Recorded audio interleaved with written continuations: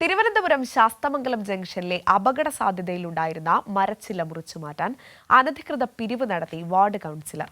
BJP. Councillor മധുസൂദനനാണ് അനധികൃത ഇടപെടൽ നടത്തിയത്. നഗരസഭയുടെ നേതൃത്വത്തിൽ മരച്ചില്ല മുറിച്ചുമാറ്റാൻ ഉദ്യോഗസ്ഥർ എത്തും മുന്നെയായിരുന്നു കൗൺസിലറുടെ ഇടപെടൽ. റിപ്പോർട്ട് കാണാം. ഈ റിപ്പോർട്ടോടുകൂടി ഇന്നത്തെ ഗുഡ് മോർണിംഗ് കേരളം ഇവിടെ പൂർണ്ണമാവുകയാണ്. നാളെ കൂടുതൽ വാർത്തകളും വിശേഷങ്ങളും ഒക്കെയായി നമുക്ക് രാവിലെ കാണാം.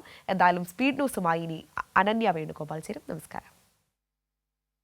പുലർച്ചെയോടെയാണ് ശാസ്തമംഗലം ജംഗ്ഷനിലെ ആൽമരത്തിന്റെ ചില്ല ഒടിഞ്ഞ നിലയിൽ കണ്ടെത്തിയത്. ഉടൻ തന്നെ ട്രാഫിക് പോലീസ് റോഡിന്റെ ഇരുഭാഗവും ബാരിക്കേഡ് സ്ഥാപിച്ച് ഗതാഗത നിയന്ത്രണം ഏർപ്പെടുത്തിയിരുന്നു.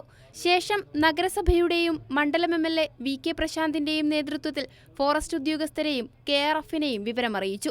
എന്നാൽ മരം മുറിച്ചുമാറ്റി അപകടമൊഴിവാക്കാൻ ഉദ്യോഗസ്ഥർ എത്തും മുന്നേ വാർഡ് കൗൺസിലർ നാട്ടുകാരിൽ നിന്ന് അനധികൃത പിരിവ് നടത്തി സംഭവം രാഷ്ട്രീയവൽക്കരിച്ചുവെന്ന് എം.എൽ.എ. പറഞ്ഞു. എല്ലാ സംവിധാനവും സജ്ജമായി ഇവിടെ ഉണ്ട്.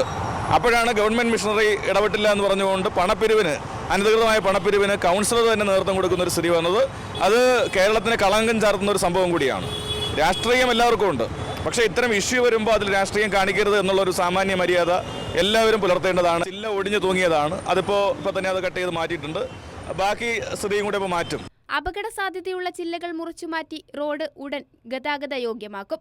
വെള്ളയമ്പലം, ശാസ്തമംഗലം റോഡുകളിൽ അപകടനിലയിലുള്ള എല്ലാ മരങ്ങളുടെയും ചില്ല മുറിച്ചുമാറ്റാനുള്ള നടപടികൾ തുടങ്ങുമെന്നും MLA അറിയിച്ചു. കൈരളി ന്യൂസ്, തിരുവനന്തപുരം.